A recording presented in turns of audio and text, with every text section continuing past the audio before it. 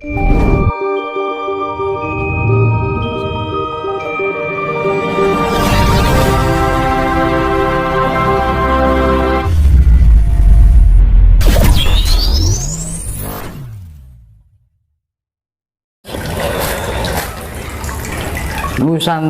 akan kembali menjadi, khususnya tanah Jawa, akan kembali menjadi tanah yang sangat wingit. Ya, ya sing dikatakan ada perjanjian Sabdo Palon dengan Syekh Subakir. Waktu dulu katanya sejarahnya Jawa itu sangat wingit sekali, ya kan? Terus datanya Syekh Subakir, ya kan? Dengan perjanjian gini, pokoknya orang Jawa jangan ngilang-ngilang ke Jawane, ya, itu boleh menyebarkan agama tapi tidak ada unsur paksaan. Tapi ternyata memang sudah melewati batas sekarang kan gitu. Akhirnya apa, kewingitan dari tanah Jawa itu sudah tidak seperti dahulu, ya kan? Ibaratnya ada yang bilang Pulau Jawa sudah kehilangan para dewa-dewi yang dulu bersemayam di tanah Jawa. Ini semakin kewingitannya itu akan kembali lagi. Makanya kalau ada orang yang mengganggu sifatnya yang wingit, seketika langsung karma akan terjadi. Tidak menunggu waktu-waktu yang lama. Makanya sekarang ini jangan bermain-main dengan yang sifatnya hal yang sifatnya sakral. Karena apa nih? Itu kalau nanti karena kewingitan ini kan akan kembali lagi seperti zaman dahulu. Makanya ono ada sanepannya kok Mas. Sanepannya alam itu kejadian ini sudah ada. Oh Mas, bisa dijelaskan? Spiritual. Nah, itu sanepan alam itu Mas.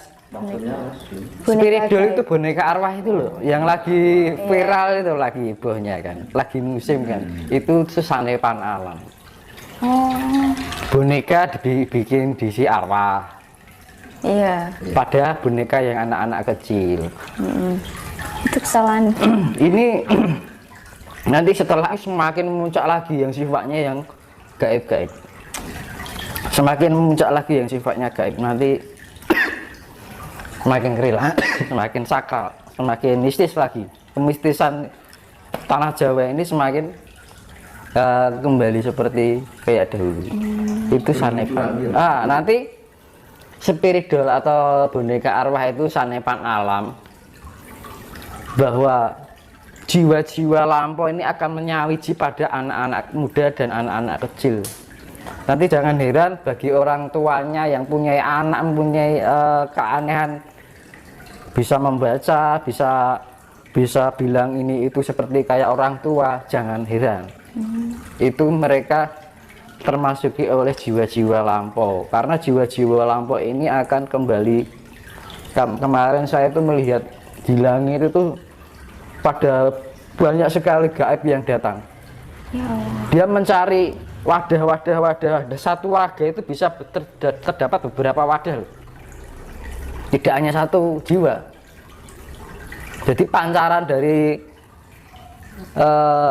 jiwa-jiwa lampau itu mencari wadah. Makanya nggak heran ini banyak terjadi anak kecil yang bisa meramal, bisa mengetahui ini akan terjadi ini, terus omongannya kayak orang tua. Bisa terjadi orang tua kualat dengan anak kecil. Muda kan raganya Mas, tapi dalamnya itu sepuh. Itu kan spiritual, boneka arwah, itu kan sanepan alam gitu loh. Makanya kan dengan kejadian yang viral, yang mungkin lagi booming kan di media sosial, kita harus peka, ada tanda apa ya dengan adanya seperti ini. Nah itu loh, fungsinya kita punya kesadaran spiritualitas dan intuisi kan, untuk menangkap sinyal-sinyal seperti itu. Nah otomatis kan yang di spiritual atau boneka arwah kan anak kecil. iya kan, atau anak yang berusia muda itu nanti bermunculan. Bahkan teman saya itu dari sekian banyak, beberapa teman saya itu ada yang bisa menggambar ini Merapi akan terjadi ini, Lawu akan terjadi ini, di Pantai Selatan akan terjadi ini. Baru umur nggak ada 10 tahun mas udah bisa kayak gitu, umur 7 tahun ada yang 10 tahun, kan aneh. Iya. Dan itu nyata. Bagian teman saya pada bingung, anaknya seperti itu. Nggak usah bingung, itu memang sudah waktunya itu jiwa-jiwa lampau kembali untuk membantu melestarikan alam ini. Makanya nggak heran kalau ada orang yang menyepelekan yang sifatnya sakral, seketika langsung kena, dampaknya langsung kena, nggak usah nunggu lama-lama. Tetapi manakala kita mampu mengolah spiritual kita untuk membangkitkan potensi energi cipta rasa jiwa dan raga kita untuk lebih menemukan kesejatian, juga akan menjadi cepat. Perkembangannya sangat cepat, kita lebih mudah.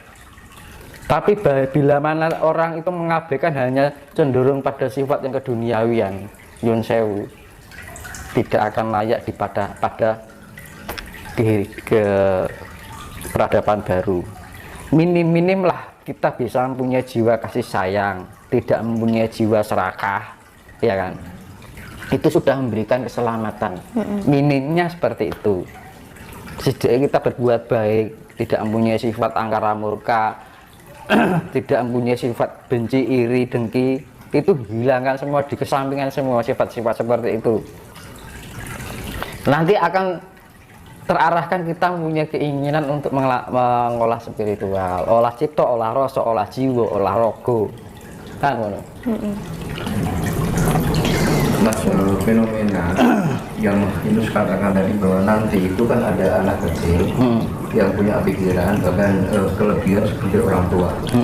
Apakah ini merupakan salah satu bentuk manifestasi dari para leluhur kita yang mau menitis?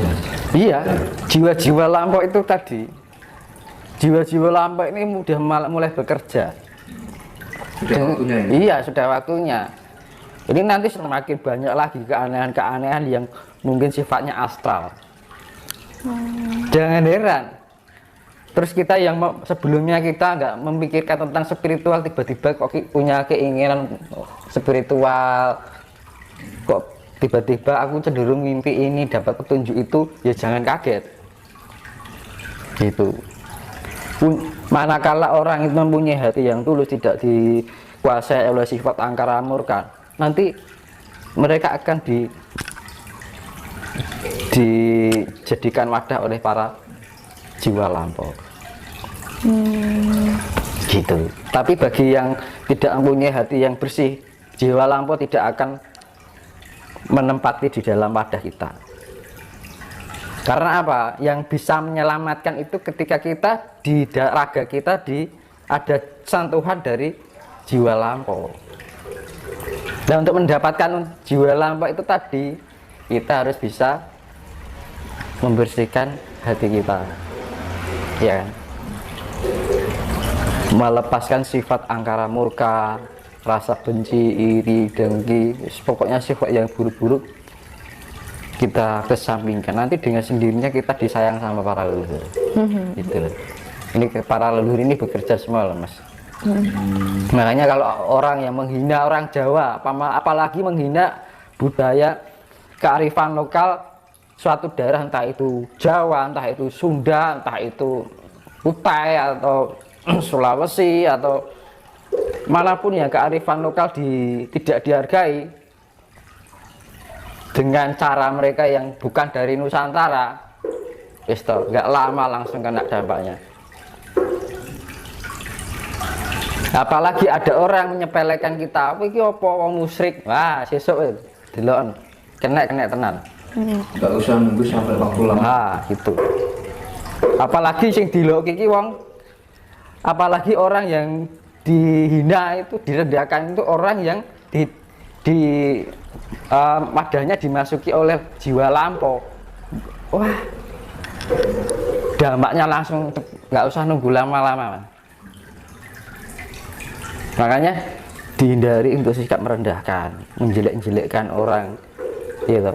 Sawang sinawang, apa yang terlihat mata jelek itu belum tentu di dalamnya jelek kan, gitu kan. Apa yang terlihat baik ternyata yang terlihat baik itu hanya sebatas image, pencitraan, Cover. gitu loh, casing kan. Iya. Zaman saiki kan sing di api mung casing gitu, gitu. Mas, ini terkait dengan leluhur. Leluhur kita kan banyak, bahkan ribuan. Apakah dari sekian banyak leluhur kita, leluhur Jawa itu yang semuanya bisa mantis kembali? Iya, itu penyempurnaan untuk menuju akhir zaman. Nah itu. Kenapa harus dengan anak kecil, Mas? Ya kan anak kecil kan masih polos, Mas. Oh, gitu. Kalau orang yang usia tua itu kan pikirannya wis neko-neko kan gitu. Karmanya juga sudah banyak kan gitu loh. Iya, Mas. Iya. Benar loh. Karena orang anak kecil kan antara dosa dan tidak kan masih belum paham kan gitu loh. Jika dia melakukan salah, dia masih belum paham dengan itu salah atau benar. Kalau orang sudah tahu, orang sudah tua kan sudah paham, ini benar apa salah itu kan sudah paham, ngerti salah dilakoni lah, itu sesuatu yang sifatnya disengaja. Tapi kan anak kecil kan karena sifatnya masih labil. Itu. Siap. Nah itu loh, badannya gunanya spiritual itu adalah untuk melatih kecerdasan. Nah, di dalam spiritual itu kan ada intelijensi kan, ya kan. Nah, ada beberapa level intelijensi di dalam sebuah spiritual kan, membangun intelijensi diri biar kita mempunyai pribadi yang lebih bijaksana, punya jiwa yang penuh kasih sayang, yaitu namanya tingkat kecerdasan, yaitu IQ. Itu adalah kecerdasan cipta kita untuk menalarkan sesuatu. Jadi ibaratnya itu untuk mengupas segala sesuatu yang sekiranya sulit dimengerti. Tuh. Itu namanya IQ. Itu adalah kecerdasan intelektual. Nah, namanya IQ. Nah, terus level kedua adalah SQ. Itu kecerdasan spiritual yang sifatnya memberikan rasa, pangroso, sifatnya penyeimbang, ya, pengendali, biar apa yang menjadi cipta itu terkendali oleh rasa. Soalnya nek melakukan ini toh berjalan hanya ciptanya aja, wong kan sakarepe dhewe, orang seenaknya sendiri dengan apa yang dia pikirkan. Makanya antara cipta dan rasa harus ada kesinambungan, saling melengkapi. Rasa tanpa cipta, rasa kita kayak nggak punya logika, penalarannya itu nggak ada. Kadang kita menangkap suatu sinyal yang sifatnya maya. Kalau kita tidak menggunakan kecerdasan intelektual, akhirnya apa? Salah arah, akhirnya timbullah halusinasi. Ya. Nah, munculnya halusinasi itu manakala batin kita mengetahui tapi kecerdasan intelektualnya atau IQ-nya itu tidak bekerja, akhirnya timbul halusinasi. Tapi kalau IQ ini bekerja tapi rasanya SQ-nya ini enggak jalan, ya seenaknya sendiri, nggak ada pengendali juga. Dia hanya menggunakan logika, entah itu yang penting menguntungkan, entah itu buruk atau enggak, yang penting untung kan gitu, ya. Nah terus EQ, level yang ketiga adalah EQ, itu adalah kecerdasan emosional, ya. Nah, kecerdasan emosional itu kan untuk self control. Kita lebih memahami tindakan-tindakan perilaku kita, bahwa perilaku kita kira-kira merugikan orang lain atau tidak, ya kan. Itu kecerdasan emosional yang disebut dalam bahasa ilmiahnya adalah EQ. IQ, SQ, EQ. Cipta, rasa, Karsa, Brahma, Wisnu, Siwa. Bener, jejak, jujur. Tandaan nih Trisula Weda. Ya kuwi Mas, dari awal saya jelaskan Trisula Weda itu adalah Brahma, Wisnu, Siwa, Cipta Rasa Karsa, IQ, EQ, EQ, kecerdasan intelektual, kecerdasan spiritual, kecerdasan